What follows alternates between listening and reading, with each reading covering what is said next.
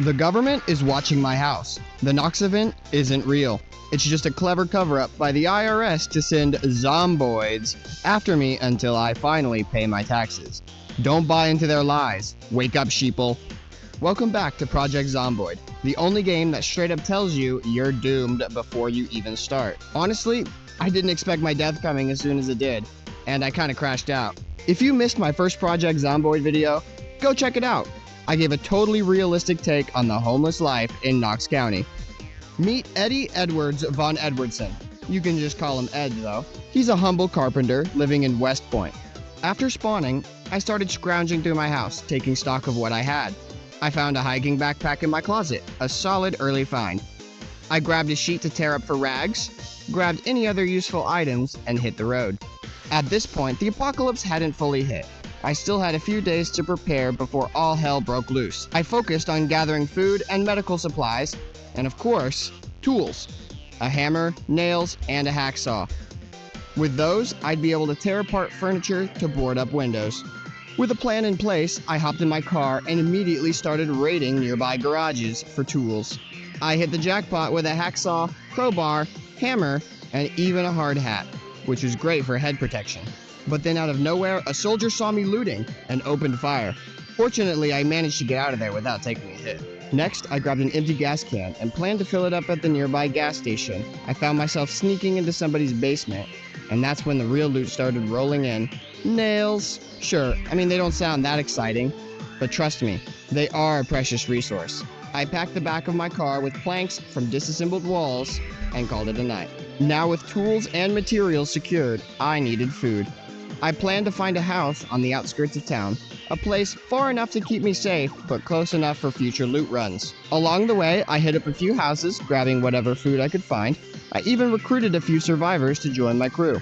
Big thanks to ChatGPT for helping me name them. Meet Elliot, Elena, Marcus, and Sophie. I got to work boarding up the windows and then ate a raw onion, don't ask, before hitting the sack. On day 3, I disassembled more furniture for planks, then raided the neighbor's fridge and recruited Graham.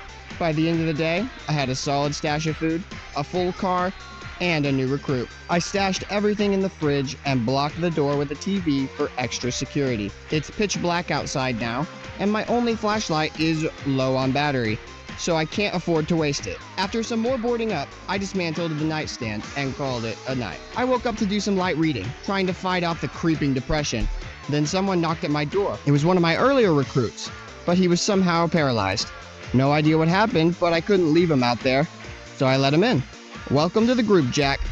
He spends his days writhing on the floor and screaming, but he's still alive, so.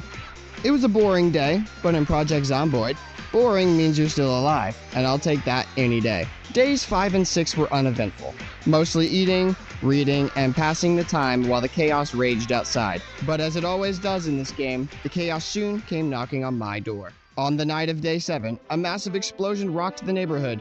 Bombs had been dropping from planes across the county, and one of them almost took my house with it. Luckily, it didn't hit directly, but it was a sign that things were about to get much worse. I was exhausted. My field of view was reduced. I was weak, and if I ran into any zombies or bandits, I wouldn't last. So I did the only thing I could. I locked myself in the bathroom and hoped for the best. Yeah, I know it's probably not the smartest move, but it was all I could do.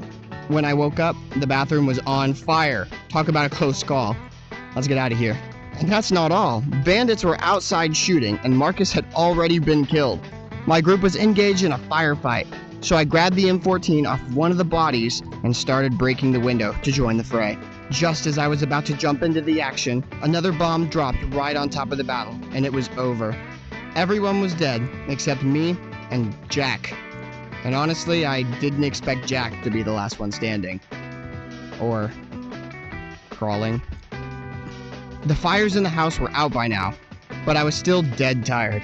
I curled up on the bathroom floor to sleep off the exhaustion, and when I woke up, I cautiously left my hiding spot and grabbed what little food I had left. Then, I noticed flaming zombies crawling through the windows. I quickly dealt with them, loaded up the car with whatever I could, and checked the bodies outside for anything useful. Just as I was about to leave, I realized I'd left all my nails behind, and I couldn't afford to go hunting for more, so I turned back. A few more zombies showed up, but I took care of them before running inside to grab my nails. The house was on fire again, and there was a new zombie inside. Things were looking grim, but those nails were crucial for setting up my next base. I made a run for it, grabbed the nails, and made a quick exit. With the nails secured, I drove away and found a small group of survivors engaged in a fight. At first, I thought they might be friendly, but after one of them killed the other, he aimed his gun at me, so I took cover behind the car and returned fire. He didn't have anything to hide behind, so he was quickly taken care of. I looted their bodies and found some great stuff: food, a hunting knife, rubbing alcohol, and batteries for my flashlight. All solid finds. I kept driving along the riverside, staying clear of the heavily populated areas. I was aiming for a small group of houses, perfect for a new base. Surrounded by tall metal fences, it offered great protection. Plus, there was a dock for fishing and collecting water. As the sun set, I stopped to eat and reflect on how much things had changed in just 8 days. After dinner, I parked my car and fell asleep. In the morning, I resumed my journey, following the water towards the houses. When I arrived, I saw a few zomboids outside. I quietly dealt with them, one by one, and hopped over the metal fence. The gate was locked on both sides, so I'd have to climb over again to leave. I tried the door, locked. I started working on the window, and just when it opened, fuck! If you made it this far, thanks for watching the whole video. Maybe consider subscribing.